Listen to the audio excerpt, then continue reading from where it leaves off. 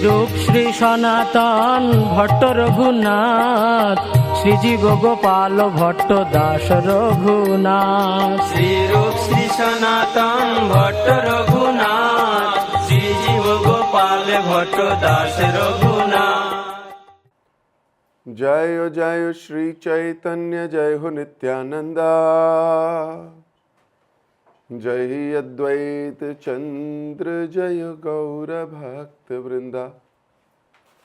जय जय श्री चैतन्य, जय हो नित्यानंदा, जय अद्वैत चंद्र, जय गौर भक्त वृंदा। जय जय श्री चैतन्य, जय हो नित्यानंदा, जय अद्वैत चंद्र, जय गौर भक्त वृंदा। हरे कृष्ण। आप सभी भक्तों का बहुत बहुत हार्दिक अभिनंदन, स्वागत और आप सभी को मेरा सादर प्रणाम। छठ गोस्वामी सीरीज यानी कि छठ गोस्वामियों के विषय में हम चर्चा वार्ता करते हैं और इसी श्रृंखला में अभी श्रीपाद रूप गोस्वामी पर चर्चा हो रही है। उनके जीवन चरित्र को पढ़ने का प्रयास किया जा रहा है। प्रेरणा मिल रही है, आनंद मिल रहा है और कभी कभी तो आश्चर्य भी होता है कि ऐसा भाव, ऐसा प्रेम, ऐसे सुहृद इस संसार में कहाँ है। स्वयं को एक अच्छा भक्त, एक अच्छा दास, एक अच्छा सेवक बनाने के लिए परिश्रम भी हो रहा है। किस प्रकार अपने आप को भूलकर स्वामी को सर्वदा सर्वदा और सर्वत्र सर्वत्र याद रखना, ये कितना ऑटोमेटिक है रूप गोस्वामी, सनातन गोस्वामी इत्यादि भक्तों में।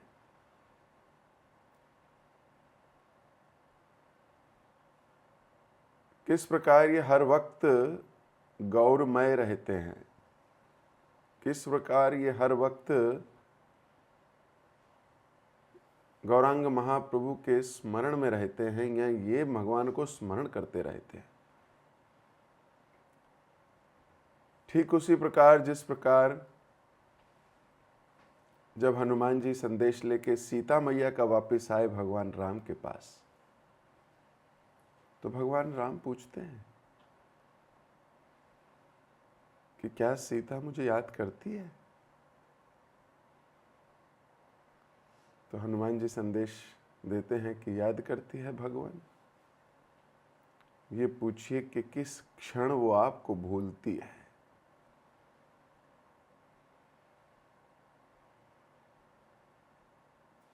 उसने तो अपने आसपास हर चीज को राममय कर दिया है। ठीक उसी प्रकार जिस प्रकार मोती सीप में रहता है, प्रोटेक्टेड रहता है, उसी प्रकार इन्होंने भी अपने आसपास भगवान राम राम राम राम के नाम का चक्र चलाया हुआ है। तो मैं विचार कर रहा था कि किस प्रकार ये भक्त रूप गोस्वामी ने भी अपने स्वामी का मनोभाव जानकर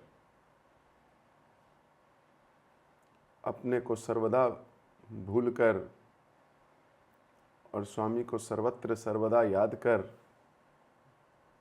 उनकी आज्ञा पालन करने में इतना आनंद महसूस कर रहे हैं कि अपने कष्ट का भान ही नहीं है।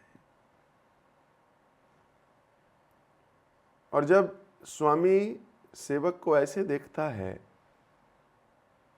कि वो अपनी सुध बुध खोकर मेरे लिए इतना कर रहा है, तो स्वामी का हृदय भी एकदम पिघल जाता है और वो फिर ऐसे सेवक का यशोगान करने के लिए आतुर हो जाते हैं।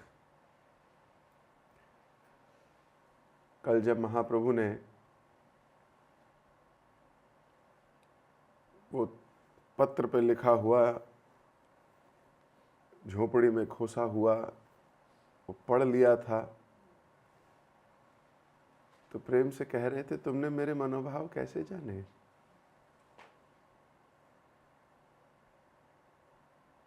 तो स्वरूप दामोदर कह रहे थे, इसमें आश्चर्य क्या है?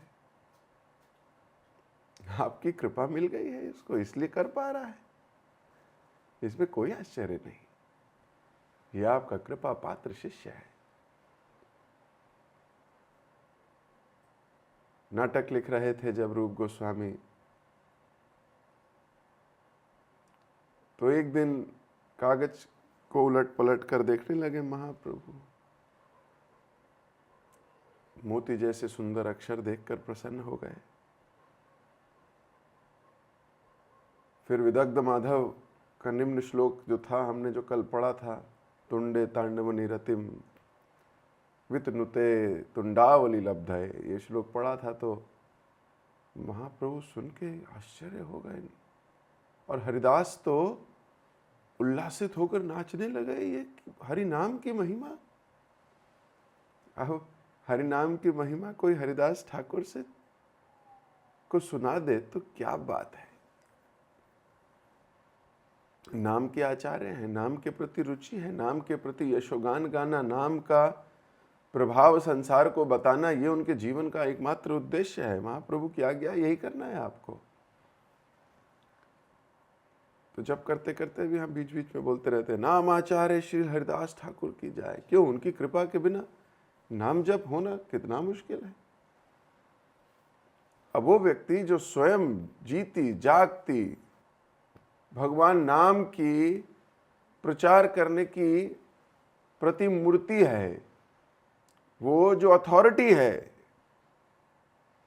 वो जो नाम के आचार्य हैं, उनके आगे नाम की महिमा का गान करना, पहले तो ये कोई छोटी बात नहीं।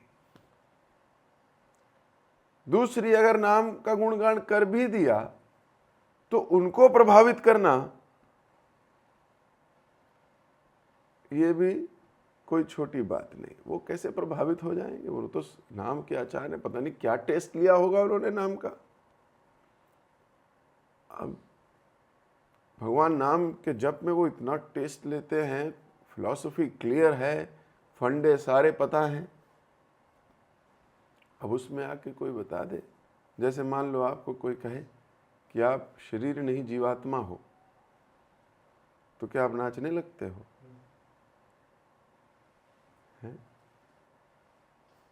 नाचते हो, खुश हो जाते हो, आनंद में डूब जाते हो, अष्ट सात्विक विकार प्रकट होते हैं?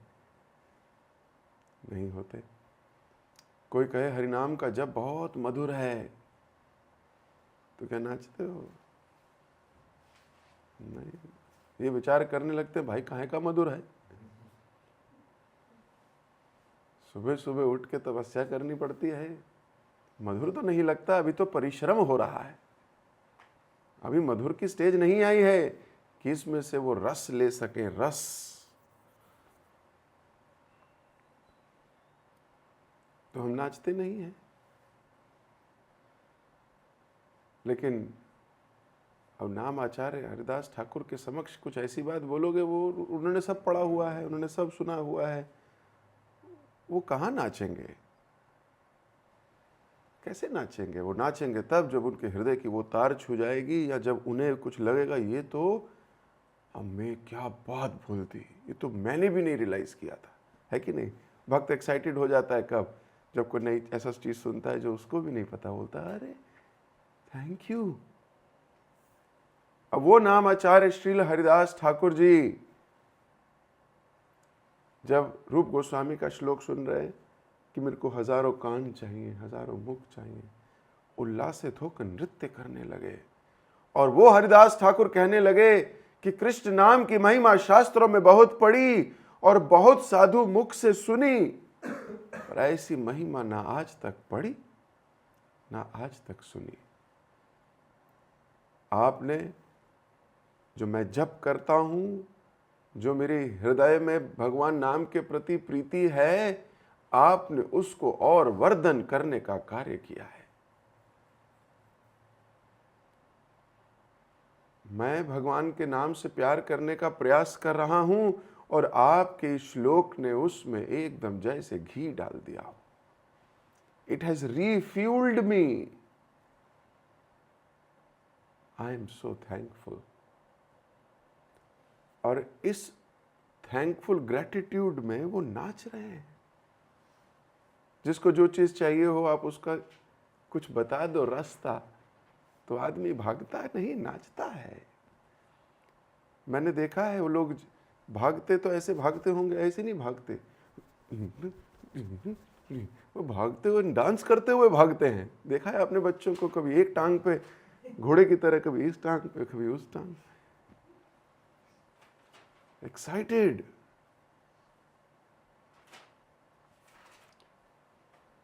तो महाप्रभु ने हरिदास को और रूप को दोनों को गले लगा लिया। कल हम यहां तक पहुंचे थे कि दोनों को गले लगा के महाप्रभु को इतने पे भी संतोष नहीं हो रहा था। वो बोल रहे थे मैं क्या करूं रूप गोस्वामी के लिए, ये लड़का क्या कर रहा है।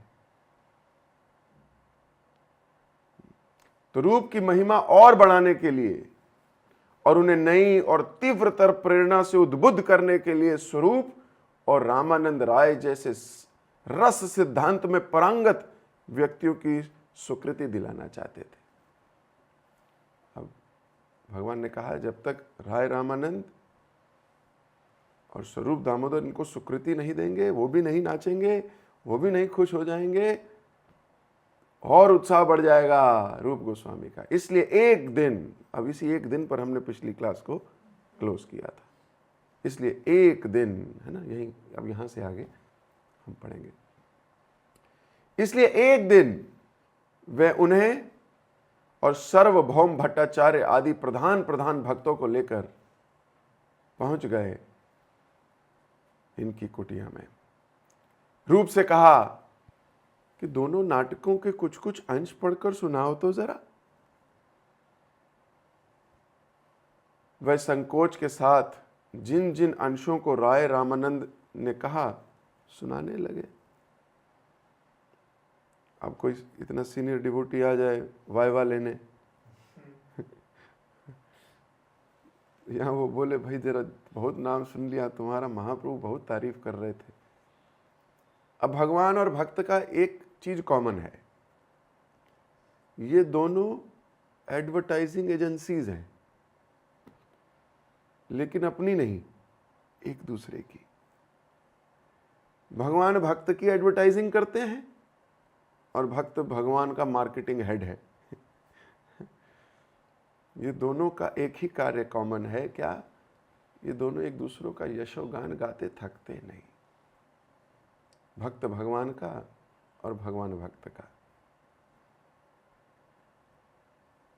तो राय रामानंद ने कहा जरा ये वाला पाठ सुनाइए, तो जरा ये वाला सुनाइए।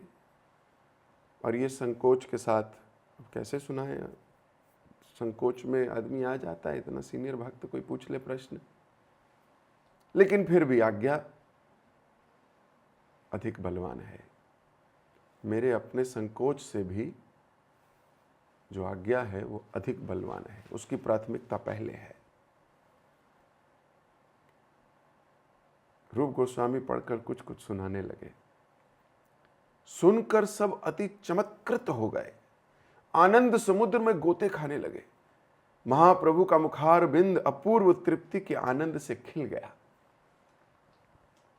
रामानंद राय ने कहा यह कवितत्व नहीं है, यह तो अमृत की धार है। इसे सुन चित्त आनंद से झूमने लगा है। सिद्धांत और प्रेम परिपाटी की दृष्टि से तो यह अद्भुत है। कवित्व नाट एहि अमृत तेरा धार, नाटक लक्षण सब सिद्धांत तेरा सार। प्रेम परिपाटी एहि अद्भुत वर्णन, सुनिचित करने है आनंद पूर्णन। महाप्रभु की ओर मुख फेरते हुए उन्होंने कहा कि हे भगवान, आप तो ईश्वर हैं, जो चाहे कर सकते हैं। जिसे जैसे चाहे कठपुतली की तरह नचा सकते हैं। भक्तों के प्रति कृपा कर आपने ब्रज रस का प्रचार करने का जो संकल्प किया है और रूप को इसका माध्यम बनाया है, सो तो ठीक ही किया है। रूप गोस्वामी इसके उचित पात्र हैं। ये जो कह रहे हैं, ये सिर्फ कह नहीं रहे, इसमें सिद्धांतिक बात भी पूर्ण है और उसमें रस भी पूर्ण है। तो कभी कभी या तो प्योर फिलॉसफी होती है या प्योर कथा होती है, रस होता है। ये दोनों का जो अटूट मिश्रण है, ये ना सुना ना कहा। आप भगवान हैं, आपने रूप गोस्वामी को ये जो बल प्रदान किया है, ये उसका उचित पात्र है। अब देखिए, विनम्रता किसको कहते हैं? कल भी हम मेडिटेट कर रहे थे कि जब कोई व्यक्ति कुछ कार्य करता है तो वो सोचता है ये तो मैंने किया ना, ये तो मैंने किया ना, एफर्ट तो सारा मेरा था ना। अब राय रामानंद कह रहे, Mahaprabhu you did a fantastic job. अरे किया तो रूप ने। रूप कहेगा, excuse me, didn't you see my effort? It was me all the way. Pen किसका? अच्छा चलो बताओ, पेन किसका? मेरा। बताओ कॉपी किसकी? बोले मेरी। बोले हैंडराइटिंग मोती जैसी किसकी? बोले मेरी। बोले थॉट किसका? बोले मेरा। अरे तो फिर इनकी कृपा कहां से आ गई इसमें? रामानंद राय जी थोड़ा इधर मुंह करके बात कीजिए, महाप्रभु को मत देखिए, भाई मैंने किया है। लेकिन भक्तों का ये चरित्र है, भक्त इतने स्वाभाविक हैं कि उनको पता है कि कोई भी कार्य बिना कृपा के नहीं होता। भगवत गीता में भगवान ने कहा, अहंकार विमूढ़तात्मा कर्ता अहम इति मन्यते। ये केवल अहंकारी जीव सोचता है it is my effort, I did this.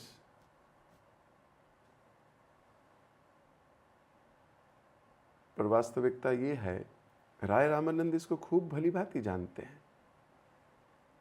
तो रामानंद राय कह रहे हैं, भगवान आप कुछ भी करा सकते हो, आपने उचित पात्र चुना, आपने जो इसको कृपा दी है और इसने जो उसको लिखा है, ये केवल अक्षर नहीं है, अमृत की धारा है। अब जब स्वामी का गुणगान हो रहा हो तो जो सही कॉन्शियसनेस का सेवक है वो अति प्रसन्न हो जाता है, भले ही कार्य उसी ने किया हो। जब भगवान राम हनुमान जी से मिल रहे थे, बार बार मुझे स्मरण आ रहा है इस बात का, जब वो संदेश लेके आ गए वापस, तो भगवान राम ने कहा कि हनुमान मैं तो आपका ऋणी हो गया। तो हनुमान नतमस्तक होकर दंडवत प्रणाम करके आंखों से आंसू बहते बहते भगवान राम का पाद प्रक्षालन करते हुए बोलने लगे कि हे भगवान, ये मैंने नहीं किया है। भगवान ने कहा 100 योजन पार करके जाना किसी के बस की बात नहीं है। तो हनुमान कहते हैं, भगवान आप सिर्फ मुझे क्रेडिट देना चाहते हो, मैं कहाँ 100 योजन पार करके गया। वास्तव में ये 100 योजन पार के तो गई आपकी अंगूठी। मुझे स्वयं समझ नहीं आ रहा था कि ये अंगूठी मुझे कैसे उड़ा के ले जा रही है। मैंने तो सिर्फ आपके स्पर्श की हुई इस अंगूठी का संग किया है और इस अंगूठी की कृपा से मैं उड़ के चला गया और वापस भी आ गया, और आप कहते हो कि मैंने किया है। ये तो आपकी कृपा से हुआ है। आप मेरे साथ छल ना कीजिए भगवान, मेरे साथ छल ना कीजिए, मुझे इसका क्रेडिट मत दीजिए। आप भक्तों की विनम्रता देखिए। जब भगवान ने अंगूठी दी थी तो हनुमान जी को समझ नहीं आ रहा था कहाँ रखूं। जेब है नहीं, धोती में काहे की जेब, जेब है नहीं, गांठ बांधूं तो अपमान जैसा लग रहा है, तो रख के कहाँ लेके जाऊं। इधर रखूं तो भी ठीक नहीं है, इधर रखूं तो भी ठीक नहीं है, और जेब जूब तो होती नहीं। तो हनुमान अंगूठी मुंह में लेके गए, मुख के अंदर। बोले हर वो वस्तु जिसको भगवान ने स्पर्श किया है, मैं उसका स्वाद लेना चाहता हूं।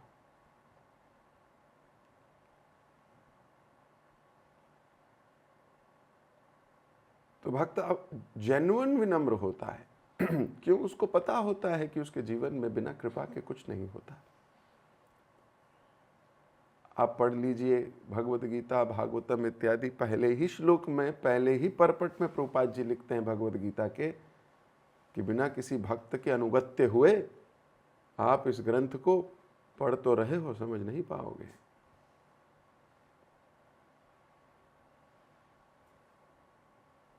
तो भक्त जब इस भावना में आ जाता है, यही कृष्ण भावनामृत है। इतनी विनम्रता कि स्वामी तक को खींच के सेवक के पास तक ले आए। आमतौर पे तो देखा गया है स्वामी के हाथ में बेल होती है, टिंग टोंग बजाता है तो सेवक आता है, yes sir what can I do for you. ये उल्टी मूवमेंट है। यह भक्त भगवान से इतना प्रेम करता है कि भक्त की टिंग टोंग पर भगवान आ जाते हैं, बोले yes what can I do for you.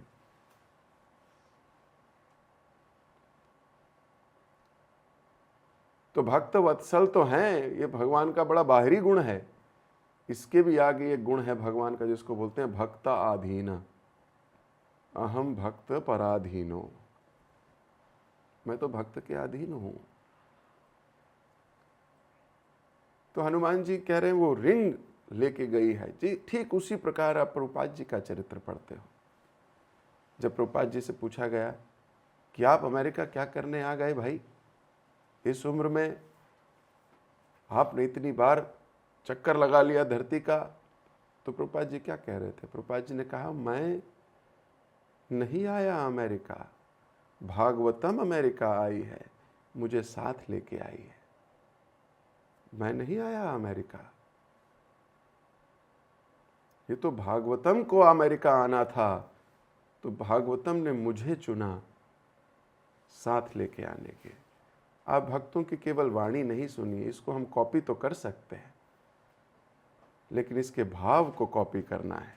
ये भाव आ जाए किसी तरीके से कि वास्तविकता में समझ में आने लगे कि ये कृपा है जो चल रही है। जिस दिन इससे अंगीकार हो जाता है भक्त का, इससे आमना सामना हो जाता है इस कृपा से, उस दिन वो एक अलग छवि, एक अलग भक्ति, एक अलग रस का स्वादन कर सकता है। फिर वो क्रेडिट लेना नहीं चाहता। क्यों? क्रेडिट लेते ही उसको लगता है मैं झूठा हूं, क्रेडिट लेते ही उसको लगता है ये तो गलत हो रहा है। और आम संसार में अगर किसी को क्रेडिट ना मिले तो उसे लगता है ये गलत हो रहा है।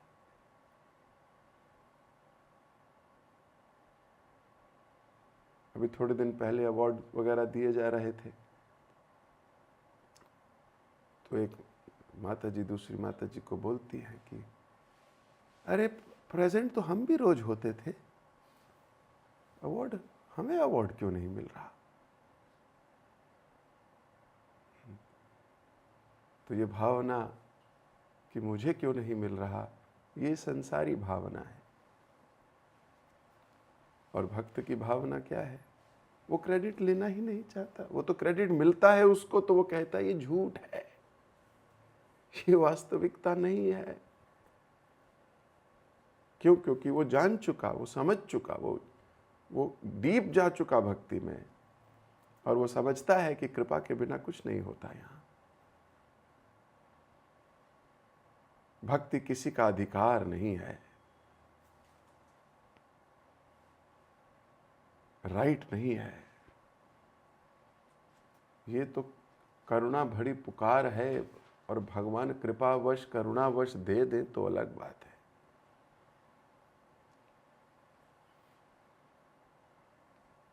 तो इधर राय रामानंद ने बोला कि भगवान आपकी कृपा से ये लिख पा रहा है।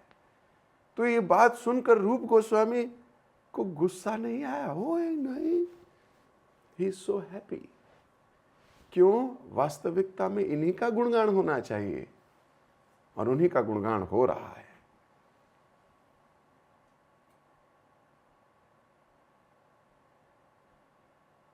रूप गोस्वामी को नीलाचल में अब रहते रहते 10 महीने हो गए थे। उन्होंने ब्रज रस के प्रचार की महाप्रभु की इच्छा की पूर्ति के लिए उनकी प्रेरणा और कृपा और शीर्ष स्थानीय रसज्ञ वैष्णवों की स्वीकृति प्राप्त की। अब महाप्रभु चाहते थे कि वह शीघ्र वृंदावन जाकर सनातन गोस्वामी के साथ इस कार्य में जुट जाएं, क्योंकि अभी वृंदावन को वृंदावन बनाना है। अभी वृंदावन की कई गोपनीय स्थलियां लुप्त हैं। अभी ब्रज रस अधूरा है। उधर सनातन गोस्वामी इस सेवा में अकेले जुटे हुए हैं। इसलिए आज श्री रूप सभी वैष्णवों का आशीर्वाद ले रहे हैं। महाप्रभु के चरणों की वंदना करते हुए अश्रुपूर्ण आंखों से महाप्रभु को बारंबार देखते हुए उनसे आज्ञा ले रहे हैं। उन्हें विदा करते समय महाप्रभु कह रहे हैं, ब्रज जाई रस शास्त्र कर निरूपण, लुप्त सब तीर्थ तार करिए प्रचारण, कृष्ण सेवा रस भक्ति करिए प्रचार, आमियो दिखे ते जहां जाई एक बार। महाप्रभु कह रहे हैं, ब्रज जाए रस शास्त्र कर निरूपण, ब्रज जाकर रस शास्त्रों का निरूपण करो, ब्रज के लुप्त तीर्थों का उद्धार और प्रचार करना, कृष्ण सेवा और रसमयी भक्ति का भी प्रचार करना। आमियो दिखिए जाहे जाई एक बार, मैं भी एक बार आके देखूंगा कि आप लोग क्या कर रहे हो। रूप गोस्वामी रोते रोते महाप्रभु के चरणों में बार बार प्रार्थना करते हुए, प्रणाम करते हुए भारी हृदय लेकर वृंदावन की ओर लौट रहे हैं। अब लौट क्या रहे हैं, 2 कदम आगे चलते हैं तो मन उनको आगे जाने नहीं देता। 2 कदम आगे बढ़ाते हैं तो भगवान से दूरी लाखों किलोमीटर लगने लगती है। फिर पीछे मुड़ के देखते हैं, अपने गौरांग सुंदर को देख फिर आंसू बहाते हैं, फिर आज्ञा शिरोधार कर फिर से मुंह पीछे आगे करके चलने लगते हैं, तो फिर विरह अग्नि जलने लगती है। फिर पीछे मुंह करके देखते हैं, फिर आंसू टपकाते हैं और फिर आज्ञा को याद करते हैं, फिर 2 कदम आगे चलते हैं। आज ये 4, 8, 10 कदम भी बहुत भारी और बहुत लंबे प्रतीत हो रहे हैं, लेकिन सत्य तो ये है कि सेवक वही करता है जो स्वामी कहते हैं। सेवक वो नहीं करता जो वो चाहता है। अगर सेवक वो करने लगे जो वो चाहता है, तो फिर वो सेवक कहाँ रहा। तो अपने स्वामी की बात को शिरोधार कर रूप गोस्वामी निकल पड़े वृंदावन की ओर।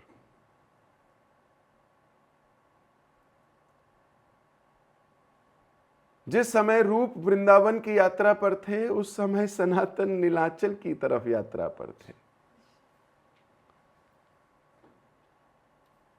तो हमने पहले पढ़ा था कि रूप गोस्वामी के पास दो ऑप्शंस थे, या तो सनातन के पास वृंदावन जाए या नीलांचल जाए, क्योंकि भाई से मिले हुए बहुत समय हो गया। जेल से छूट के आए उसके बाद अभी तक मिलन नहीं हुआ है, और भाई को यह भी बताना है कि अब अनुपम नहीं रहे, उनको तो गंगा प्राप्ति हो गई, अभी तक मिले ही नहीं है। लेकिन मिलने का जब समय था तो रूप गोस्वामी ने नीलांचल जाना पसंद किया। क्यों? क्योंकि वो भी महाप्रभु की आज्ञा थी। आज वृंदावन की ओर जा रहे हैं कि मैं अपने भाई से मिलूंगा, सनातन से मिलूंगा, महाप्रभु की यही आज्ञा भी है और यही मेरा हृदय भी। लेकिन आज फिर भगवान की लीला देखिए, रूप गोस्वामी जा रहे हैं वृंदावन की ओर और सनातन आ रहे हैं नीलांचल की ओर। और सनातन नीलांचल जा रहे थे झारखंड के वनपथ से और रूप वृंदावन आ रहे थे राजपथ से।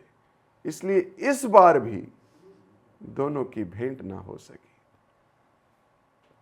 सनातन जब नीलांचल पहुंचे उसके 9-10 दिन पहले ही रूप गोस्वामी निकले थे वृंदावन की ओर। पर सनातन भी अधिक दिन नीलांचल नहीं रहे। डोल यात्रा के बाद ही उन्हें भी महाप्रभु ने वृंदावन भेज दिया। महाप्रभु ने कहा, अभी रूप को मैंने तुम्हारे पास भेजा है और आप यहां हैं, आपको भी अभी वृंदावन जाना चाहिए। बहुत दिनों के बाद दोनों भ्राताओं का वृंदावन में आज फिर मिलन हुआ है। विशाल गौड़ देश का राजमंत्री, वो राजमंत्री जो अपना पद और ग्रह त्याग करने के बाद वृंदावन के मुक्त वातावरण में रह रहा है, और वहीं एक राजस्व मंत्री, वो भी ग्रह त्याग कर, पद त्याग कर महाप्रभु की कृपा प्राप्त करके आज वृंदावन पहुंचा है। आज दीर्घ काल के बाद इन दोनों का प्रथम मिलन है। जो ये दोनों भाई बादशाह हुसैन शाह के राज दरबार से फ्री होके शाम को बैठ के चर्चा वार्ता किया करते थे कि कबे हबे बोलो से दिन हमार, वो दिन कब आएगा जब हम दोनों इस राजनैतिज्ञ वेशभूषा, राजनैतिज्ञ विचारधारा, इस मान सम्मान पोस्ट पोजीशन से मुक्त होके खुले आकाश के नीचे बैठ के ब्रज रस की चर्चा करेंगे। वो दिन कब आएगा? जिसका स्वप्न ये दोनों भाई मिलकर एक साथ देखा करते थे, आज वही दिन है। आज उनके आनंद की कोई सीमा नहीं है, और इस आनंद की सीमा को, इस आनंद को प्राप्त करवाया है श्रीमन महाप्रभु ने। महाप्रभु की अपार करुणा का स्मरण कर दोनों आत्मविभोर हो रहे थे और भूरी भूरी महाप्रभु की प्रशंसा कर रहे थे। कह रहे थे कि जिस दिन का स्वप्न हम दोनों भाई मिलके देखा करते थे, हमारी योग्यता तो थी नहीं कि उसको कर पाए। ये तो महाप्रभु ने बल दिया, महाप्रभु ने कृपा की, महाप्रभु ने करुणा की कि आज हम इस बाध्य जीवन से मुक्त हो फिर एक साथ बैठकर खुले आकाश में, वृंदावन की रज में, वृंदावन की गुलमलताओं के से घिरे हुए बैठ के महाप्रभु की चर्चा वार्ता कर रहे हैं। कृष्ण भक्ति के प्रचार की महाप्रभु की आज्ञा का पालन करने में वे तन मन से जुट गए। प्रचार का मुख्य अंग है आचरण, आचार। बिना स्वयं आचरण किए प्रचार सफल नहीं होता। इसलिए दोनों ने कठोर साधना के साथ साथ शास्त्र आलोचना, भक्ति ग्रंथों का निर्माण, श्री विग्रहों की प्रतिष्ठा, सेवा आदि का कार्य आरंभ किया। पंडित्य के साथ साथ दैन्यता और रागानुगा भक्ति के मूर्तिमान स्वरूप के रूप में दोनों की ख्याति तेज गति से चारों ओर फैलने लगी। मानव रूपी देवताओं के रूप में लोग दूर दूर से उनके दर्शन कर जीवन चरितार्थ करने आने लगे। उनके द्वारा लिखित, संकलित, व्याख्यात ग्रंथ विश्व साहित्य की सर्वोच्च निधि के रूप में प्रकाश में आने लगे। महाप्रभु ने सनातन गोस्वामी से कहा था, मैं अपने बहुत से डोर और कौपिनधारी कंगाल भक्तों को वृंदावन भेजूंगा, उनको आश्रय देना, उनकी देखभाल करना। उन भक्तों की टोलियां भी अब आने लगी थीं। सनातन गोस्वामी ने उनके प्रति अपने कर्तव्य का यथासंभव पालन किया। पर सनातन स्वभाव से गंभीर प्रकृति के थे। रूप जैसी कर्म पटुता उनमें ना थी। इसलिए रूप को ही अग्रणी होकर उनके रहन सहन और भजन साधन की व्यवस्था करनी होती। कोई नया भक्त वृंदावन में आता तो उन्हीं को खोजता, उन्हीं की शरण लेता और उन्हीं के तत्वावधान में अपनी जीवन यात्रा सफल करता। रूप सनातन के वृंदावन आने के कई वर्ष बाद गोपाल भट्ट गोस्वामी भी वृंदावन आए। ये वही समय था जब ये भी खबर आई कि महाप्रभु अकस्मात अंतर्ध्यान हो गए। उनके अंतर्ध्यान होने के बाद तो रघुनाथ गोस्वामी आदि भी वृंदावन धाम पधार चुके। गोस्वामियों की टोलियां वृंदावन में एकत्र हो जाने के पश्चात श्री विग्रह प्रतिष्ठा और सेवा का कार्य तेजी से चल पड़ा। एक एक गोस्वामी ने एक एक श्री कृष्ण के विग्रह की प्रतिष्ठा की और उसी के नाम से परिचित हुए। गोस्वामियों द्वारा प्रतिष्ठित श्री कृष्ण के इन विग्रहों में श्री रूप गोस्वामी द्वारा प्रतिष्ठित हैं श्री गोविंद देव जी। गोविंद देव जी की तो स्थापना महाप्रभु के प्रकट काल में ही हुई और बाकी सब विग्रहों की स्थापना महाप्रभु के अप्रकट के पश्चात हुई। सनातन गोस्वामी के मदन गोपाल की स्थापना भी महाप्रभु के अप्रकट के पश्चात हुई। कुछ लोगों का यह मत है कि मदन गोपाल की सेवा के साथ ही महाप्रभु का प्रकट्य एक वर्ष पीछे, मतलब मदन गोपाल जी से एक साल पहले गोविंद देव जी की स्थापना हुई है। लेकिन गोविंद देव जी की स्थापना महाप्रभु के प्रकट रहते ही होने का प्राचीन ग्रंथों में स्पष्ट उल्लेख भी है। तो हो सकता है कि रूप गोस्वामी ने गोविंद देव जी का आविष्कार पहले किया हो, मंदिर निर्माण पूरे कार्य बाद में हुआ। तो इन गोस्वामियों ने एक एक करके श्री विग्रहों का आविष्कार किया, प्रकट कराए। तो गोविंद देव जी के आविष्कार और उनकी सेवा की स्थापना का वृतांत साधन दीपिका नामक प्राचीन संस्कृत ग्रंथ में बड़े विस्तार से दिया गया है। भक्ति रत्नाकर में भी श्री नरहर चक्रवर्ती ने साधन दीपिका के मूल श्लोकों को उद्धृत करते हुए उसका वर्णन भी किया है। तो कई शास्त्रों में वर्णन है कि गोविंद देव जी कैसे प्रकट हुए इस संसार में, किस प्रकार रूप गोस्वामी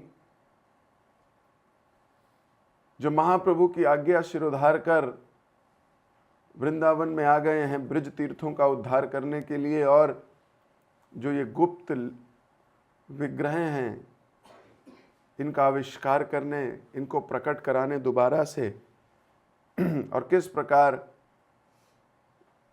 ये विग्रह भी प्रसन्न चित्त हो, इन्हीं भक्तों से सेवा लेने के लिए प्रकट हो जाते हैं। इसको हम सुनेंगे कल। क्या गोविंद देव जी चलते चलते स्वयं ही आ गए रूप गोस्वामी के घर, या रूप गोस्वामी को बड़ी मेहनत करनी पड़ी, प्रार्थना करनी पड़ी इनको पुकार कर लाने के लिए? इसकी चर्चा हम अब कल करेंगे। जगत गुरु शिल प्रभुपाद की जय, श्री रूप गोस्वामी पाद की जय, आप सभी प्रेमी भक्तों की जय। हरे कृष्ण। किसी भक्त का कोई प्रश्न, कोई टीका, कोई टिप्पणी, कोई डिशुम डिशुम पॉइंट है? यस, अमल हरि प्रभु।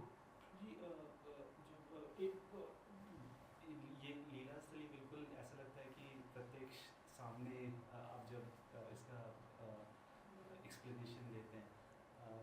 जी दो क्वेश्चन नहीं, बेसिकली माइंड में थोड़ा सा क्वेरी आ रहा है। जब सनातन गोस्वामी और रूप गोस्वामी वापस मतलब रूप गोस्वामी वृंदावन गए और सनातन गोस्वामी नीलाचल गए, तो रूप गोस्वामी जब वृंदावन पहुंचे और उनको ये खबर मिली होगी कि सनातन है नहीं, तो उनका भाव क्या बात है, वेरी गुड क्वेश्चन। तो प्रभु जी बड़े भाव अमृत को पी रहे हैं, तो पूछ रहे हैं प्रभु जी, लीला एकदम चल रही है, आंखों के सामने देख रहे हैं क्या हो रहा है, लेकिन ये प्रश्न है कि जब सनातन गोस्वामी ब्रज से वृंदावन की ओर जा रहे हैं और रूप गोस्वामी वापस आ गए हैं वृंदावन, और वापस आके उन्हें पता लगा है कि सनातन है नहीं, तो उनको कैसा लगा होगा? तो इस बात के दो जवाब दे सकता हूं मैं। पहला कि हम तो अनुमान लगा सकते हैं। जिस प्रकार एक ही शरीर में दो प्राण रहते हों, जब वो बिछुड़ जाएं तो क्या हाल होता है, और वो जब मिल जाएं तो क्या हाल होता है। वो सनातन जिनसे रूप गोस्वामी का प्रेम इतना है कि उनकी गाइडेंस के बिना कुछ भी नहीं करते।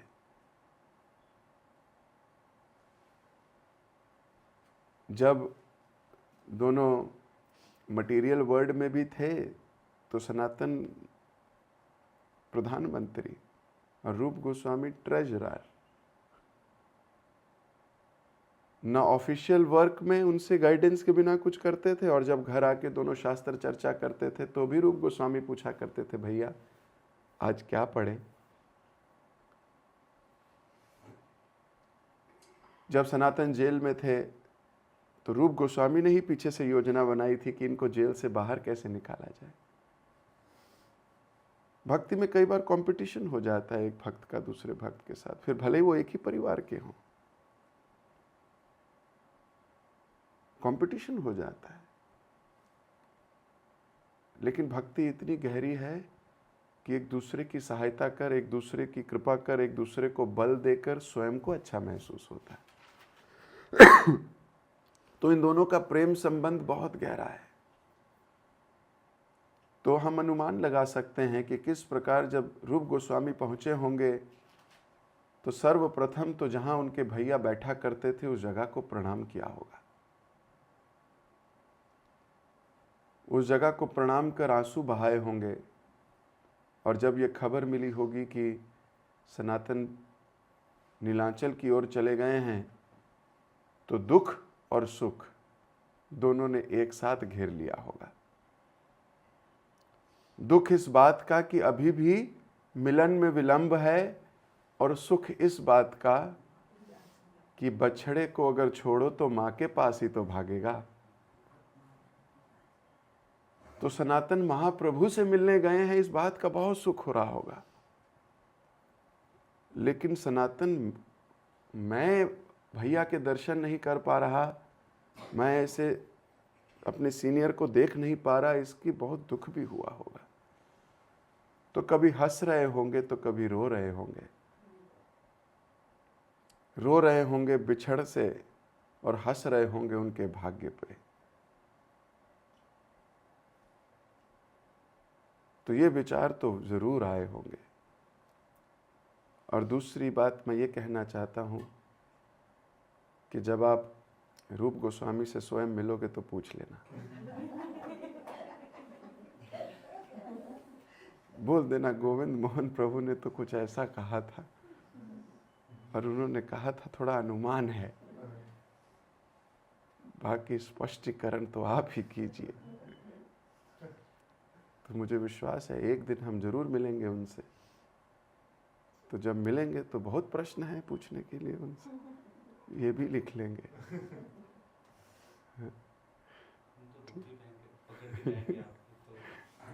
हरे कृष्ण। सीमा माता जी, यस पूछिए। Hare Krishna. Thank you so much प्रभु जी, हमें आचार्य के बारे में बताने के लिए। मुझे बिल्कुल खो जाते हैं प्रभु जी से सुन के। मेरी रियलाइजेशन ये है कि सच में जैसे आपने बोला बिना कृपा के कुछ नहीं होता। तो बिना कृपा के वास्तव में कुछ नहीं होता, ये मैंने रियलाइज किया है, महसूस किया। कल से मतलब इसी पे मेडिटेट कर रही हूँ। बिना कृपा के तो प्रभु जी मैं माला एक भी नहीं कर सकती थी। ये माला कौन करे? माला 16 माला, 2 माला नहीं होती थी। पता नहीं चलता प्रभु जी 16 के 25 भी जाती हैं, नहीं पता चलता प्रभु जी। तो ये सब कृपा से ही है प्रभु जी। और जो ये हम कर रहे हैं, मैं तो घर पे कभी ना मांगने जाऊँ किसी के गीता बांटने और लेने, पर प्रभु जी पता नहीं कृपा से सब कुछ, कृपा से हम नहीं कर रहे, जैसे कोई शक्ति करा रही है हमें। तो सब कृपा से ही है प्रभु जी। बिना कृपा के कुछ भी नहीं कर सकते। करेक्ट। तो ये सब कृपा की मूवमेंट है प्रभु जी। तो माता जी कह रही हैं कि मैं तो कभी किसी के घर मांगने ना जाऊं, लेकिन ये कृपा ही है जिसकी वजह से गीता बेचने या हुंडी मांगने ऐसे निकल जाते हैं। तो हमें स्वयं नहीं पता कि कौन करा रहा है। तो वास्तव में यही कृपा है, भगवान की करुणा है।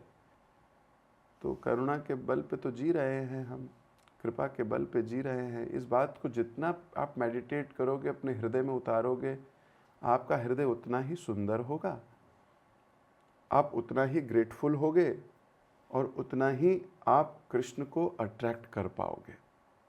एक पत्थर दिल से क्या अट्रैक्ट होंगे भगवान? हजारों लाखों पत्थर हैं, किससे अट्रैक्ट हो?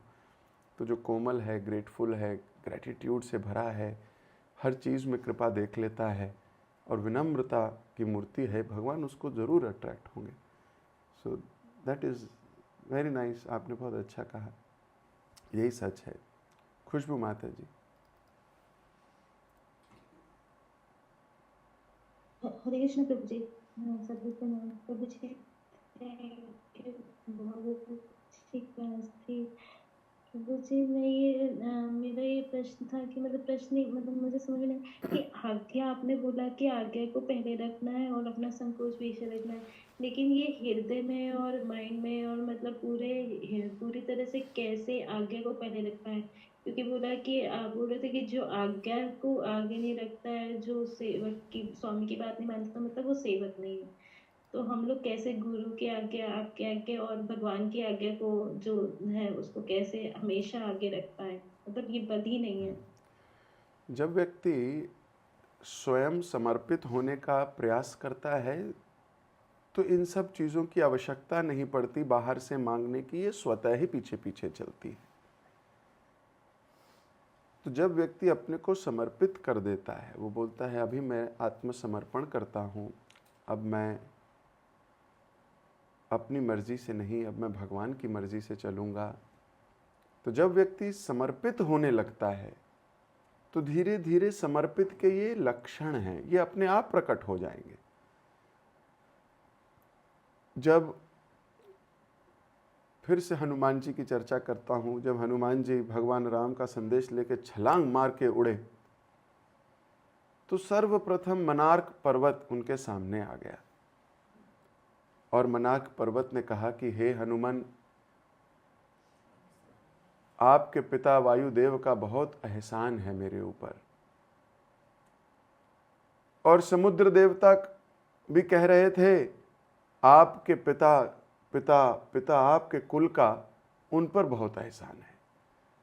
तो हम दोनों बहुत ग्रेटफुल हैं आपकी सेवा करना चाहते हैं। आप थोड़ी देर विश्राम कर लीजिए, थक गए होगे, इतनी लंबी छलांग लगाई है। तो जब ग्रेटफुल होता है व्यक्ति तो स्वयं सेवा करना चाहता है, क्योंकि वो ग्रेटफुल है। जब ग्रेटफुल नहीं होता तो वो सेवा नहीं करना चाहता, फिर तो वो सेवा लेना चाहता है। फिर तो वो कहता है मेरी सेवा होनी चाहिए, मेरे को क्यों नहीं हो रही, इनकी क्यों हो रही है। फिर वो ऐसे विचार करने लगता है, दुर्बुद्धि।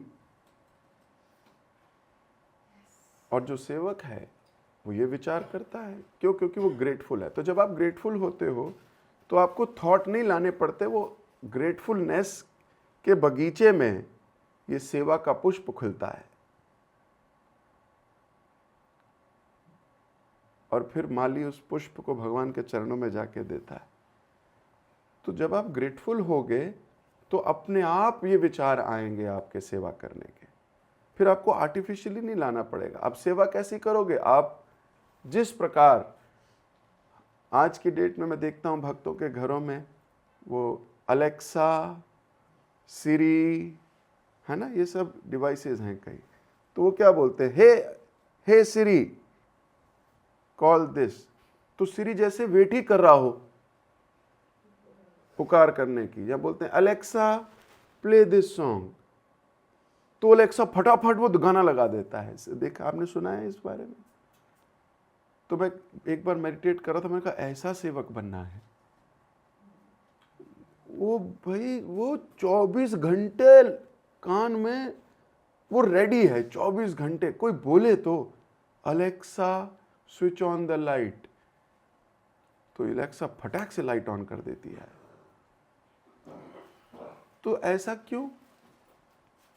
तो सेवक हमेशा फिर ऐसे स्कैन में रहता है। वो अपॉर्चुनिटी, कोई अपॉर्चुनिटी मिलती है सेवा करने की, वो दर्द बोझता है। क्यों? क्योंकि उसको बड़ा ग्रेटिट्यूड है, उसको बहुत प्रेम है। तो वो आज्ञा की वेट कर रहा है, जैसे अलेक्सा आज्ञा की वेट कर रहा है। 24 घंटे आज्ञा की वेट करता है। तो ऐसे ही डिवोटी भी आज्ञा की वेट करता रहता है। फिर जैसी आज्ञा मिलती है वो नाचता है, मुझे मिल गई, मुझे सेवा मिल गई, मुझे सेवा मिल गई। इसमें खुश होता है। अब मैं देखता हूं अपने आसपास भी कई भक्तों को थोड़ी सेवा दो, वो नाचते हैं, थैंक यू। और कई बहुत दूर दूर रहते हैं, कहीं सेवा ना मिल जाए। अपनी अपनी कॉन्शियसनेस है। और कई तो दूसरों को भी कह देते हैं कि भैया यहाँ तो हटाना पड़ेगा अपने आप को। सच बात है। तो माता जी ये मूड है। जब हम भक्ति में आगे बढ़ते हैं, समर्पित होते हैं, बार बार कृष्ण का, भक्तों का ग्रेटिट्यूड मानते हैं, तो उसका रेसिप्रोकेशन स्वतः सेवा के माध्यम से हो जाएगा। तो आज्ञा अपने आप शिरोधार्य हो जाएगी। फिर अपने मन का भी कुछ आएगा तो आप कहोगे नहीं यार, इसी को तो वेट कर रही थी, अब ये आ गई सेवा, अब मैं तो यही करूँगी। फिर आप अपनी इच्छाओं को पीछे रखना सीख जाओगे। ठीक है? हाँ, प्रभु जी जैसे कि हमारा ईगो और हमें और हमारी बैड हैबिट सामने आ जाती है, जिसके कारण हम सेवा में पीछे रह जाते हैं और आगे में पीछे रह जाते हैं। तो उसके लिए क्या करना चाहिए? मतलब कि आपने जैसे बताया कि हमेशा अपने को मतलब समझना चाहिए कि हम बहुत ग्रेटफुल होना चाहिए, ग्रेटिट्यूड में रहना चाहिए। तो ये बार बार अपने आप को याद दिलाना पड़ेगा, जिससे कि वो अंदर तक स्थापित हो। ऐसा क्या मैं मतलब ये सही बोल वेरी रही हूँ गुड, कि वेरी सेवा नाइस। के देखो, अहंकार आपको ये मेडिटेट करने नहीं देगा। अहंकारी जीव कभी ग्रेटिट्यूड नहीं पेश करता। यही तो अहंकार है। वो अच्छाई देखेगा ही नहीं उसकी। जैसी उसकी अच्छाई देखेगा वो कहेगा मेरे में इससे ज्यादा है। तो वो किसी को ग्रेटिट्यूड पेश करने ही नहीं देगा हृदय से। वाणी से कर सकता है, सभा में है तो बोलना पड़ेगा भाई, नहीं तो भक्त लोग है ना क्या करेंगे? वो कहेंगे अरे ये तो हमारी पार्टी का नहीं है, तो बोलना पड़ेगा उसको। लेकिन जब हृदय में ग्रेटिट्यूड होता है तो उसके हृदय में अहंकार नहीं रह सकता। या तो ग्रेटिट्यूड रहेगा या अहंकार रहेगा। अब हृदय में हमने अहंकार को अगर विराजमान किया हुआ है भरसक तरीके से, तो वो ग्रेटफुल हो ही नहीं पाएगा। वो हर चीज़ में अपने आप को श्रेष्ठ का कोई ना कोई चीज़ ढूंढ लेगा। तो अहंकार जाएगा कैसे? आपका अल्टीमेट प्रश्न है, अहंकार कैसे? अहंकार फिर सेवा से ही जाएगा। भगवान कृष्ण भी अहंकार नहीं तोड़ते। क्यों? हम इतने क्वालिफाइड नहीं है कि उन्हें खुद आके तोड़ना पड़े। किसी भक्त के अनुगत्य होकर जब हम रहते हैं, वो भक्त ही अहंकार तोड़ते हैं। वो आपको ऐसी ऐसी आज्ञा देंगे, आपका अहंकार वैसे ही टूट जाएगा। जैसे अभी माता जी ने कहा कि प्रभु जी मैं तो ना मांगने जाऊं किसी के घर। ये बात क्या है? अहंकार है ना, कि मैं तो ना जाऊं। अहंकार है हमारे में, लेकिन आज्ञा आई है जाओ। तो वहां जाके जब किया तो अहंकार टूटा, अहंकार टूटा तो विनम्रता आई, विनम्रता आई तो सेवा करने में आनंद आया। तो अगर ये आज्ञा नहीं मानती तो अहंकार थोड़ी टूटता इनका, अहंकार और बढ़ता। फिर बोल रही होती ना, मैं तो ना जाऊं, न कल गई, न आज जाऊं, न कल जाऊंगी, है ना। तो आज्ञा को शिरोधार रखोगे तो अहंकार टूटता है। और हम देखते हैं ये ना एक्सपीरियंस भी है, एक्सपीरियंस होता है जब आपको वो फीलिंग्स आती हैं कि कोई फटाक करके दरवाज़ा बंद कर दे आपके सामने और कहीं वो बोल दे माता जी आगे चलो आगे चलो। एक बार तो एक व्यक्ति ने 50 पैसे दे दिए मेरे हाथ में, है ना। तो ये कुछ साल पुरानी बात है, मैं बुक डिस्ट्रीब्यूशन कर रहा हूँ, बोले बुक तो नहीं ली, बोले बाबा जी इधर आओ। तो मैंने कहा अच्छा बाबा जी हूँ मैं। तो फिर बोले ये लो, और जेब से 50 पैसे का सिक्का निकाल के मेरे हाथ में रख दिया। तो मैं 50 पैसे देख रहा था, मैंने कहा वाह। तो बोले अब जाओ, मिल तो गया, अब जाओ। मैंने कहा जी। तो मैं सोच रहा था कितना अहंकार टूटता है कि कोई हमें मांगने वाला भी समझ लेता है कभी, है ना, ये लो 50 पैसे जाओ। तो बड़ा अहंकार टूटता है उस वक्त, ऐसा लगता है ओ माय गॉड 50 पैसे। हाँ। तो भगवान की योजना है, तो हम सोचते हैं भगवान ने भेजा इसको, क्योंकि तुम्हारा अहंकार बढ़ गया था तो भगवान ने कहा जाओ जरा इसको दिखाओ। तो आदमी फिर आज्ञा का पालन किया तो ये एक्सपीरियंस हुआ, एक्सपीरियंस हुआ तो विनम्रता आई, विनम्रता आई तो ये लगा ये 50 पैसे भी बहुत है, ये भी भगवान के नाम पे मिल रहे हैं।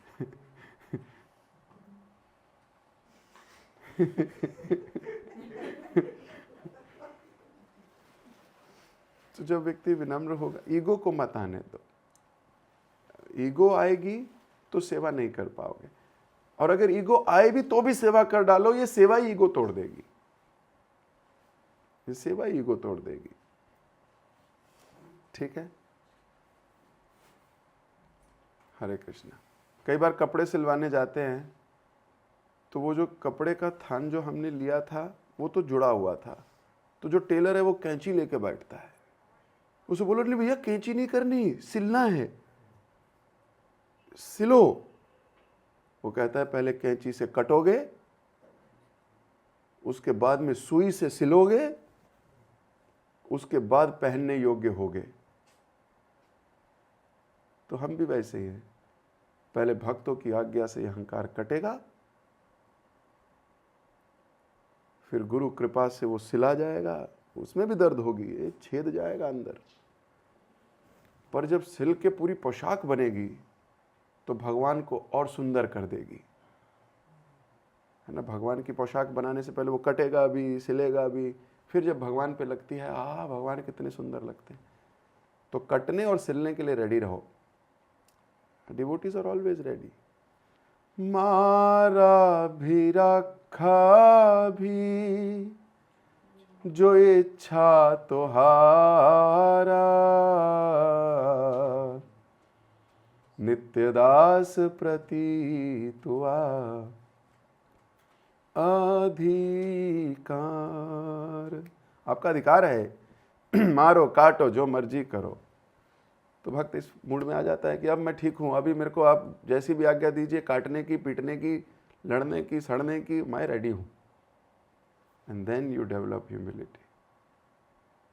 ठीक है, हरे कृष्ण।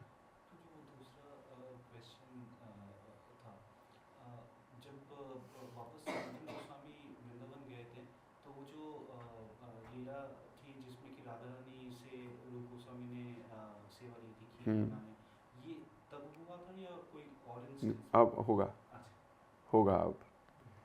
तो प्रभु जी पूछ रहे हैं कि वो खीर राधा रानी की जो सेवा हुई थी, राधा रानी ने सेवा की थी, वो अभी हुआ था या हो चुका? नहीं, वो होगा। अभी तो इन दोनों भाइयों का पहली बार मिलन हुआ है एज डिवोटीज आफ्टर मीटिंग महाप्रभु। तो ये लीला अब आएगी। ठीक है, ओके। अभी मुझे दीजिए इजाजत, आप सबसे मुलाकात होगी। जगत गुरु श्रील प्रभुपाद की जय। हरे कृष्णा। हरे कृष्णा प्रभु जी, धन्यवाद प्रणाम, बहुत बहुत धन्यवाद प्रभु जी, बहुत सुंदर क्लास के लिए। आज आपने हमें बताया कि हरि नाम जप में ये हरि नाम इतना मधुर है, जो इसका रस ले पाता है वो खुशी से नाचता है। जैसे आपने बताया कि हरिदास ठाकुर वो तो स्वयं नामाचार्य है, जब उन्होंने रूप गोस्वामी के मुख से श्लोक सुने तो वो भी नाचने लगे। और आपने ये बताया कि भक्त और भगवान में एक चीज कॉमन है, दोनों की एडवर्टाइजिंग एजेंट है, तो दोनों की गुणगान करने में नहीं है। तो उसमें ये भी आपने बताया कि भक्त को पता है वो बिना कृपा के वो कुछ नहीं कर सकता। तो अहंकारी व्यक्ति होता है, वो अपने आप को सोचते हैं कि ये जो कार्य किया है मैंने किया है। तो भक्त जो होते हैं वो सारे क्रेडिट अपने गुरु को, अपने स्वामी को देते हैं, उनकी कृपा को देते हैं। उनको पता है वो बिना कृपा के कुछ नहीं कर सकते। इसका एग्जाम्पल से आपने बताया कि हनुमान जी जब लंका गए तो वो 100 योजन कूद के गए, वो क्रेडिट दे रहे हैं कि वो अंगूठी को, कि जिसने उनको उड़ा के ले गया। और भगवान भी यहाँ पे थोड़ा उल्टा करते हैं, भगवान भी सारी क्रेडिट को देते हैं, क्योंकि भगवान भक्ति का आसन देते हैं। और सेकंड एग्जाम्पल आपने बताया कि प्रभुपाद जी अमेरिका गए, वो भी बता रहे कि भागवत मुझे यहाँ पे ले गया। और यहाँ पे भी वही हो रहा है कि रामानंद महाप्रभु की गुणगान कर रहे हैं, उनको क्रेडिट दे रहे हैं, जबकि श्लोक को रूप गोस्वामी ने लिखा। और जैसे आप हम पे कृपा कर रहे हैं कि आपकी कृपा की वजह से हम जयंती को श्रवण कर पाते हैं सुबह और शाम को। आपकी कृपा से हम माला भी कर पाते हैं, क्योंकि पता नहीं था कि कैसे होता है माला, और खुद से बाहर होता है तो आपकी कृपा से होता है। और संसार में हम जब निकलते हैं बाहर, क्या सही क्या गलत, वहाँ पे भी हम थोड़ा सा देख पाते हैं कि क्या सही है क्या गलत। और अपने आप हमें ये बताया कि किस तरह सारे गोस्वामियों ने गुप्त तीर्थ का उद्धार किया और विग्रहों का स्थापना करी।